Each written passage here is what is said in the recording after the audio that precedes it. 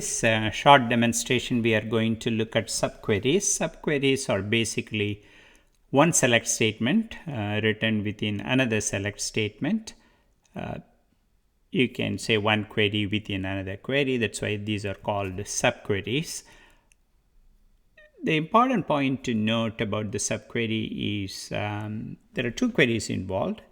One is called the outer select, the other is called the inner select, outer query or inner query. The outer query or the outer select is the select that we begin with.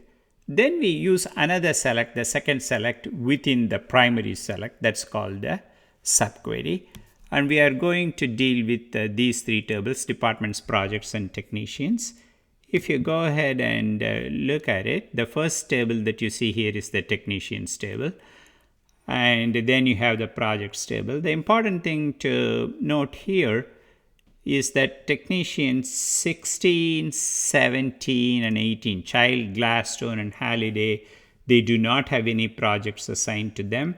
The same way, project number 103 and 109, they do not have any technicians allocated to that project. So it's possible to have a technician without a project and a project without a technician. We are not going to deal with departments table so much, but there is a department table with three departments, and in the technicians table we are denoting in the last column which department that particular technician belongs to. So that's the basic structure we are going to use, and we start with a very fundamental subquery. If you look at this subquery, this is what we call the outer select, because that's a primary select that we begin with.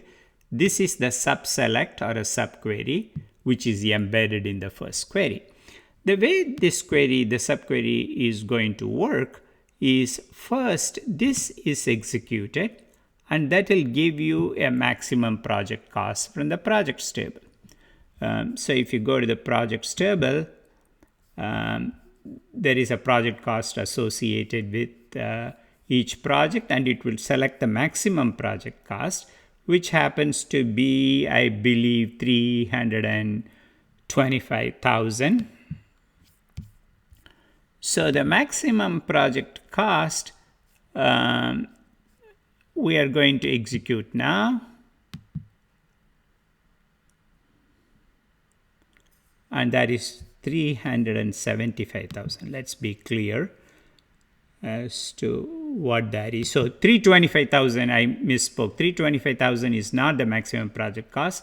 375,000 is the project cost. Of course, as it always turns out, the SQL is correct and I am wrong. Let's go to our query and execute the whole query. See, I hope you notice this. When I select only this portion and execute, it only executes that portion. Of course, that has to be a complete query that is capable of being executed. When you click outside of it and execute, it executes the entire query. So now you see 106 gardens, 375,000. You get all the project details since you said select star from projects. Hope you understand the structure of the subquery. The subquery is executed first, and you get a value, and the value is plugged back into the main query, and you get the main query executed.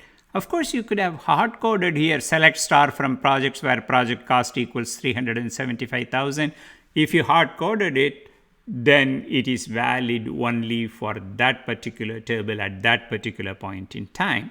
But if you form it as a subquery, even if the table grows in future, it will always find the maximum project cost, whatever that happens to be, and plug it back into the main query. That's what we mean by when we say the subqueries are dynamically executed, and the outer query can adapt itself to the value of the subquery.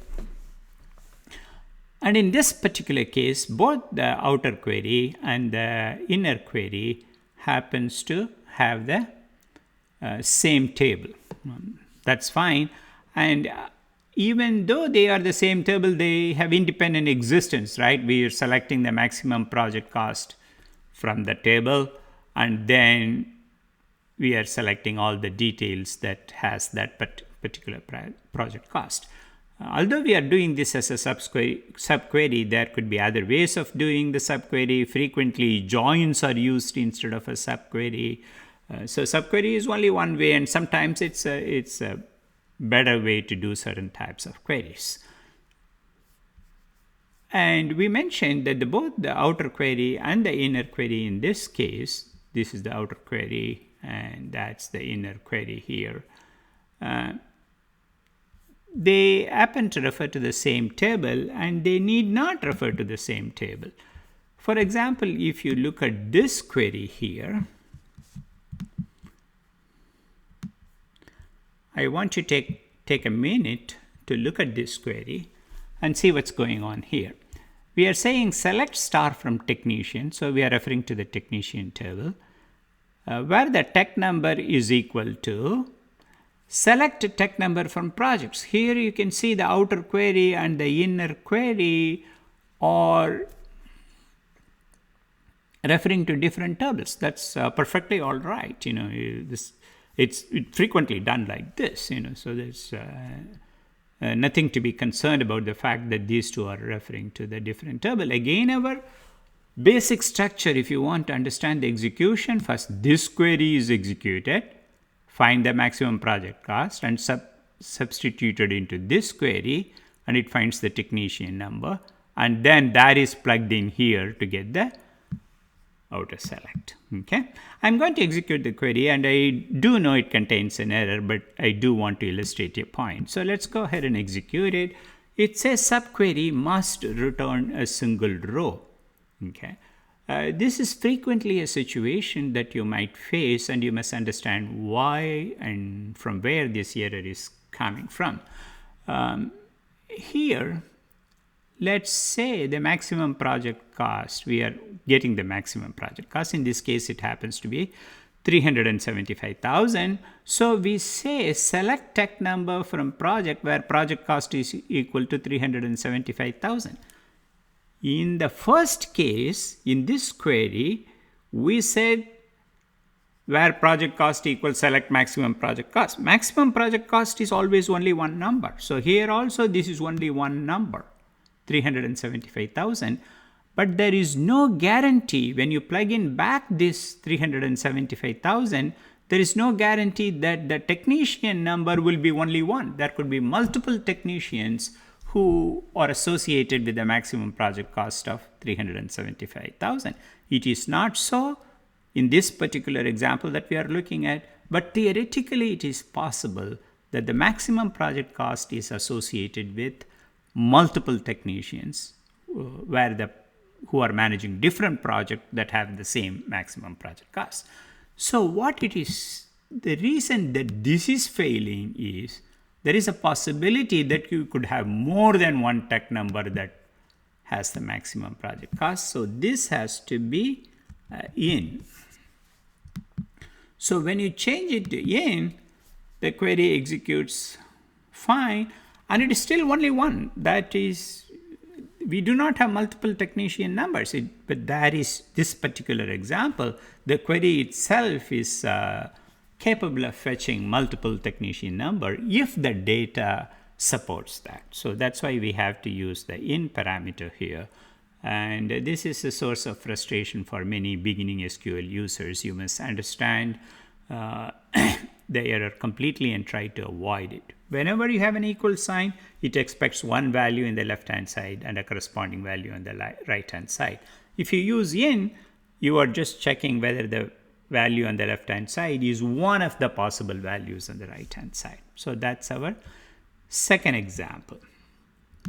And third example that we are going to look at is a very important example in my case, I think, So let's go ahead and take a look at it.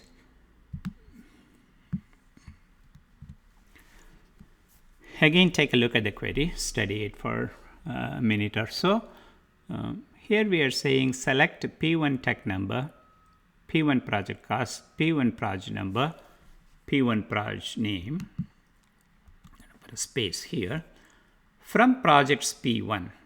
So from projects P1, here this is called a table alias. P1 is called a table alias. We are calling the table projects as P1, and every column in the select list is prefixed with the table name. Okay, so that's what we have here. I will explain shortly why the table alias is needed here. Where P1 project cost is equal to, now here also this inner select and the outer select here has the same table projects, but we are using an alias here in this case. Okay, and let us try to look at this inner select. Select maximum project cost from projects P2. Okay, let's say I just do this. Okay, see, I am highlighting only that select and executing, and it is giving me the maximum project cost for the entire table, right? I don't want that. Now I want the maximum project cost when the technician number, again go ahead and look at it. I don't want the maximum project cost for the entire table, but for each technician, for example, technician 10 manages 2 projects, so I want 325,000 for that technician number 10. Okay, and for technician number 11, 12, 13, they are managing 1 project. For 14, again, 13 manages 2 projects, 14 manages 2 projects. So when I want the project cost from the project table, where think of the project table as having 2 copies. One is called the P1, the other is called the P2. So these are 2 aliases that refer to the same table. I want the maximum project cost when P1 tech number is equal to P2 tech number, means I'm going to get the project cost for that particular technician. So that's what is going on here. I want the maximum project cost when P2 tech number is equal to P1 tech number. And this alias is needed here because the inner select here refers to a value tech number in the outer select. So the inner select just doesn't stand by itself, as in the example of a first query where we simply selected maximum project cost. But here we are selecting the maximum project cost based on a value in the outer query. That's why where P2 tech number equal P1 tech number appears here. So this particular example shows how you can get the maximum project cost for each technician. So that is the purpose of this query. Okay, so let's go ahead and execute the whole query. You can highlight like this. So all the technician number, here is the maximum project cost. You can refer back to the table and verify that this is correct. Okay, I'm going to illustrate one more possibility.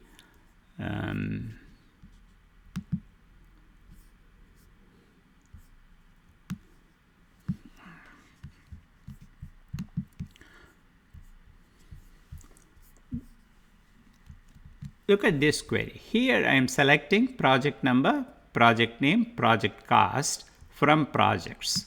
Okay. In all the previous cases, we had a where clause and the subquery appeared in the where clause. Now the subquery here appears in the select list. Here is all the things I am selecting, and the subquery appears in the select list.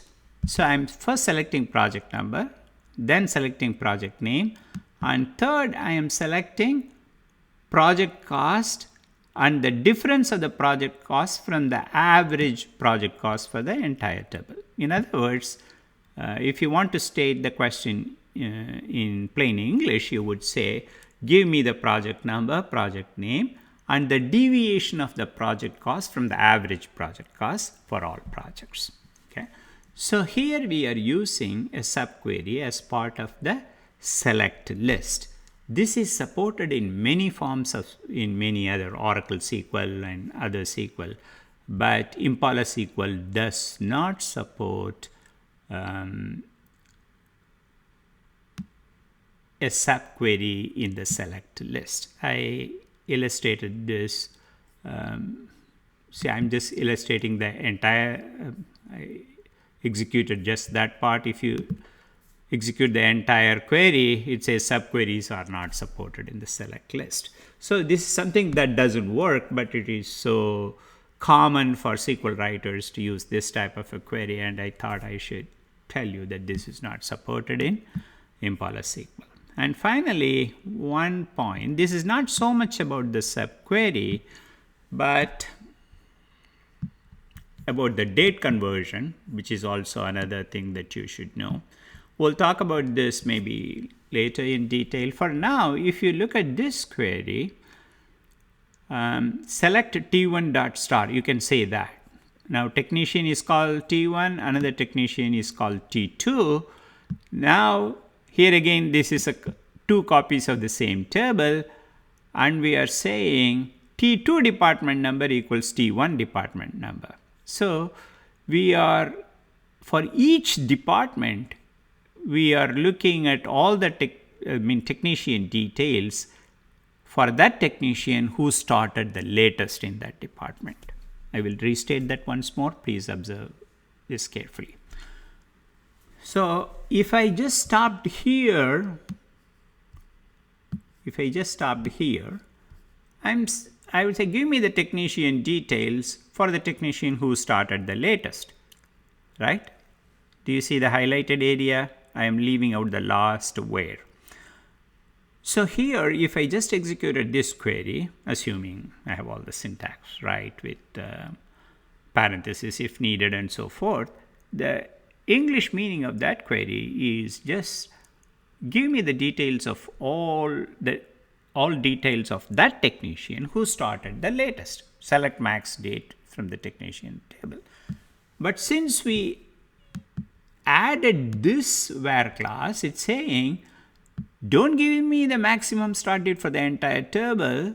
Find the maximum start date where this copy department number is equal to the outer selects copy of department number. So for each department, give me the technician details for that technician who started the latest is the question.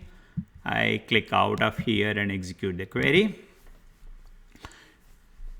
It seems to execute fine, but if you look at the value, it is not the latest value. Let's go ahead and look at the technician table. For department S1, there are two technicians, right? Three technicians, 10, 12, and 18. 10, technician number 10, 12, 10, 12, and 18. Which technician started the latest? Obviously, it is 10, right? No, not 10. 18 is the one who started the latest. So, but if you look at the query, 18 technician number is not shown here. And this error arises because in our tables, we have stored the date as a string variable, and the max start date is usually the latest start date, but the string is not the date. So although the query runs, it's not fetching us the right result. But if we change the query to this form, I'm not going to explain this too much, but I already told you the reason why it's not giving us the right result, because the T start date is not stored as a date.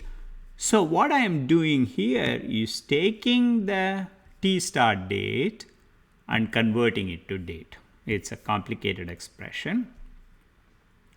Take the T start date and it is stored as DD, 3-digit month and 4-digit year. That's how it's stored. So I'm giving the template. And these are two functions that must be applied. And then finally we convert it to date. So here it is case sensitive. And the month is always, if it's a 3-letter month, you should say MMM in uppercase.